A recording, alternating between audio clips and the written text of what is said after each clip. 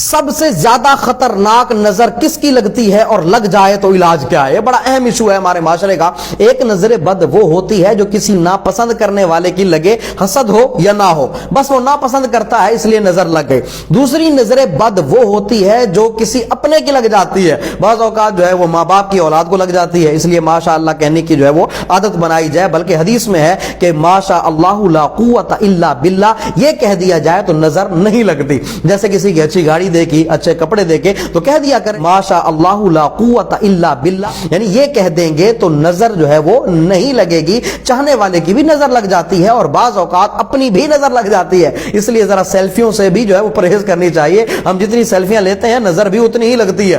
تیسری نظر ہوتی ہے حاسد کی نظر، جو آپ سے جلنے والا ہے، اس کی جو نظر ہوتی ہے یہ بہت زیادہ خطرناک ہوتی ہے، شدید خطرناک ہوتی ہے۔ اور یہ نظر لگتی کیسے ہے؟ کہا کہ انسانی جو نظریں ہیں نا، انسانی نظروں سے جو شعاعیں نکلتی ہیں، ان شعاؤں میں زہریلا پن بھی ہوتا ہے۔ شعاؤں کا تو سب کو ہی پتا ہوتا ہے، کوئی نفرت سے دیکھے تو بھی پتا چل جاتا ہے، کوئی محبت سے دیکھے تو بھی پتا چل جاتا ہے، لیکن جب کوئی حسد کی نگاہ سے کسی کو دیکھتا ہے تو جو حسد کا زہر اس کے دماغ میں پیدا ہوتا ہے نا، وہ ان شعاؤں کے ذریعے سامنے والے پر اثر کرتا ہے اور اس کو نقصان پہنچاتا ہے۔ اس لیے حسد والے کی نظر بڑی شدید ہوتی ہے، اس لیے کہا گیا کہ اپنی نعمتیں چھپا کر حاسدوں سے بچو۔ بلا وجہ ہر ایک کے سامنے اپنے کاروبار کی باتیں، اپنے پیسے کی باتیں، تعلقات کی باتیں نہیں کرنی چاہیے۔ میں اتنا کما رہا ہوں، میرے پاس اتنا پیسہ ہے، میرا بیٹا اتنا کما رہا ہے، تو یہ باتیں لازمی یہ ہے لوگوں سے چھپانی چاہیے، خاص طور پر کسی محروم آدمی کے سامنے۔ ایک یہ ہے کہ ایک کاروباری آدمی دوسرے کاروباری آدمی سے بات کرے، وہاں بھی تھوڑی احتیاط کرنی چاہیے۔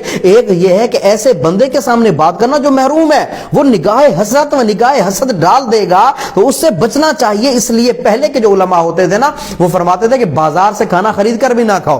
بھئی کیوں نہ کھائیں؟ کہا گھر کا کھانا کھاؤ۔ وجہ تو اب تو کلچر تبدیل ہو چکا ہے، لوگ جو ہے وہ صبح بھی باہر سے منگواتے ہیں تو شام کو بھی جو ہے وہ برگر اور پیزا پتہ نہیں کیا کیا منگوا رہے ہوتے ہیں۔ خیر علماء کرام کے منع کرنے کی وجہ کیا تھی؟ کہا باہر کی جو چیزیں ہوتی ہیں نا، جب یہ پک رہی ہوتی ہیں تو ان کے دیکھنے والے وہ لوگ بھی ہوتے ہیں جو خریدتے ہیں یا خرید سکتے ہیں، اور وہ لوگ بھی ہوتے ہیں جو خرید نہیں سکتے بلکہ حسرت کی نگاہ سے دیکھ کر آگے نکل جاتے ہیں۔ تو جس کھانے پر حسرت کی نگاہ پڑ جائے نا، اس کے اثرات بھی ویسے ہوں گے۔ تو یہ پہلے کے زمانے کے علماء فرماتے تھے، غالباً امام اعظم نے امام ابو یوسف سے فرمایا تھا کہ بازار کا کھانا نہ کھایا کرو۔ تو بہرحال ان چیزوں کے اثرات ہوتے ہیں، تو اپنی نعمتیں چھپا کے حاسد سے اور حسرت والے سے بچنا چاہیے۔ اور اگر محسوس ہو کہ نظر لگی ہے یا نہ بھی ہو تو سنت یہ ہے کہ سورہ فلق اور سورہ ناس پڑھ کر اپنے اوپر دم کر لیں، یا ہاتھوں پر پھونک کر جو ہے وہ چہرے پر یا جسم پر بھی پھیر لیں، انشاءاللہ اس سے حفاظت رہے گی، اور بلا وجہ اپنا مال جو ہے وہ لوگوں کے سامنے ظاہر نہ کیا کرے۔